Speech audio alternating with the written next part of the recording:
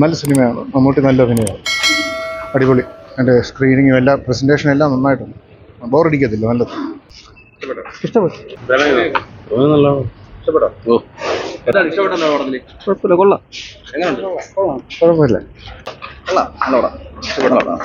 അടിപൊളി. നന്നായിട്ടുണ്ട്. അടിപൊളി. ഒന്നും പറയാനില്ല. ഒരുപാട് ഇഷ്ടം. രണ്ടാമത്തെ പ്രാവശ്യമാണ് കാണാൻ പറ്റുന്നത്. അതെ. ഫസ്റ്റ് ഡേ കണ്ടിരുന്നു. രണ്ടാമത്തെ പ്രാവശ്യമാണ് കാണാൻ പറ്റുന്നത്. അതെ. ഇത് കുറച്ചുകൂടെ നല്ല ക്വാളിറ്റി ഉള്ള തിയേറ്റർ ആണല്ലോ. അപ്പോൾ അതുകൊണ്ട് സൗണ്ടൊക്കെ വളരെയധികം എൻജോയ് ചെയ്യാൻ പറ്റും. ഞാനും എൻ്റെ സഹോദരിയായിട്ട് സിസ്റ്ററുമായിട്ടാണ് വന്നത്. നന്നായിട്ടുണ്ട്. ക്ലൈമാക്സ് നമ്മൾ ബ്രഹ്മേകം കണ്ട ബ്രഹ്മേകം നല്ല സിനിമയാണ്. ഫുള്ള് ടെൻഷനൊക്കെ ബിൽഡ് ചെയ്ത് അവസാനം ക്ലൈമാക്സ് ഇച്ചിരി കുറച്ച് അണ്ടർവെൽമിങ് ആയിരുന്നു. ബാക്കി സിനിമയൊക്കെ നല്ലതായിരുന്നു. ഓവറോൾ ഗുഡ് ആയിരുന്നു. നമുക്ക് സൂപ്പറാണ് സിനിമ. നല്ല മൂവിയാ. It's good. അൺഎക്സ്പെക്റ്റഡ് ആയിരുന്നു.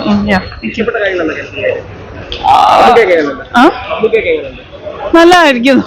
പടം അടിപൊളിയാണ്. ഇതുവരെ കണ്ടതിൽ വെച്ചൊരു നല്ല ഡിഫറെന്റ് എക്സ്പീരിയൻസ് ആണ്. ആരും മിസ്സാക്കരുത്. തിയേറ്ററിൽ 3 പേരും മികച്ച അഭിനയമാണ്. മമ്മൂട്ടിയുടെ എന്ന് പറയുമ്പോൾ കുറെ കാലത്തിന് ശേഷം മമ്മൂട്ടിക്ക് ഇപ്പൊ ചെയ്യുന്ന എല്ലാ റോളും ഡിഫറെന്റ് ആണ്. എന്നാലും ഇതിലൊരു പ്രത്യേക ഒരു വില്ലൻ ക്യാരക്ടർ ആയിട്ടാണ്. ആ വിധേയന്റെ ഒക്കെ ഒരു ടച്ച് നമുക്ക് നന്നായിട്ട് ഫീൽ ചെയ്യും. പിന്നെ ഡയറക്ഷൻ ഒന്നും പറയാനില്ല. വേറെ ലെവൽ ഡയറക്ഷൻ ആണ്. One time watch. Music, story line ഒക്കെ കൊള്ളാം. ആക്ടിങ് ഒക്കെ മമ്മൂട്ടിയുടെ നന്നായിട്ട് എടുത്തിട്ടുണ്ട്. അടിപൊളി മൂവി. മമ്മൂട്ടിയുടെ ആക്ടിംഗ് ഒക്കെ ത്രില്ല് മൂവിയാ. സൂപ്പറാ. ഇഷ്ടപ്പെട്ടു.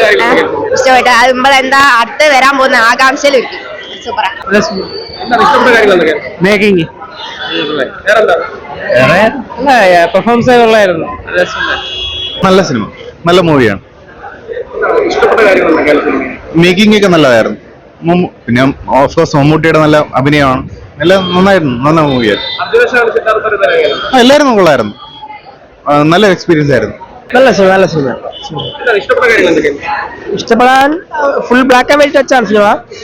പിന്നെ മമ്മൂട്ടിയുടെ ഒരു അഭിനയം തന്നെയാണ് ഇതിനകത്ത് മികച്ചു നിൽക്കുന്നത്. അർജുന അശോകന്റെ അഭിനയം നല്ലതാണ്. ലീഡ് റോളാണ്. നല്ല രീതി ചെയ്തിട്ടുണ്ട്. തിയേറ്റർ അനുഭവമാണ്.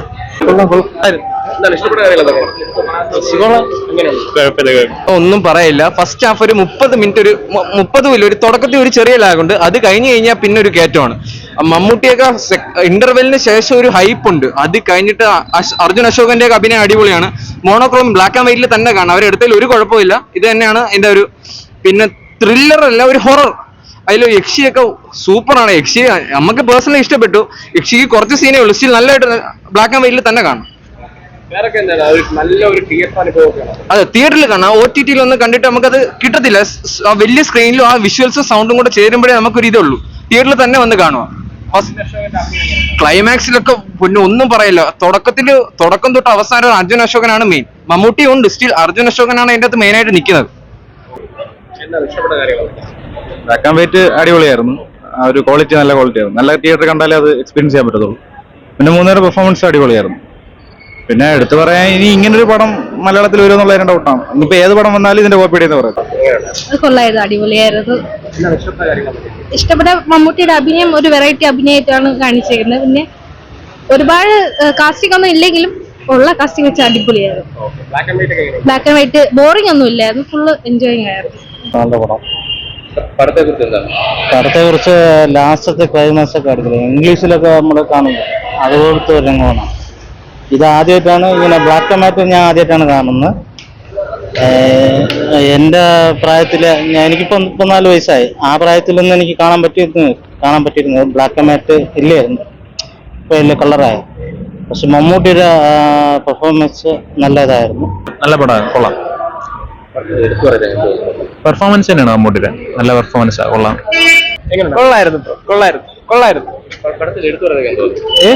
സെറ്റാണ്. ഇവിടെ ഡ്രസ്സിന്റെ മലയാളം വേർഷൻ ഇട്ടാ തോന്നുന്നു. ഇഷ്ടമില്ല.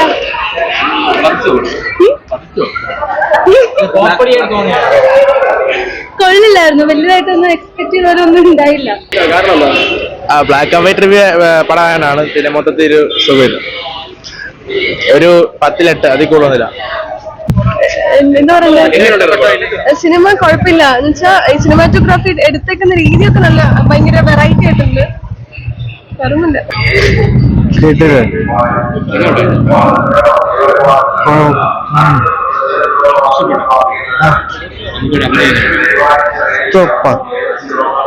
മമ്മൂട്ടി മാത്രമല്ല എല്ലാരും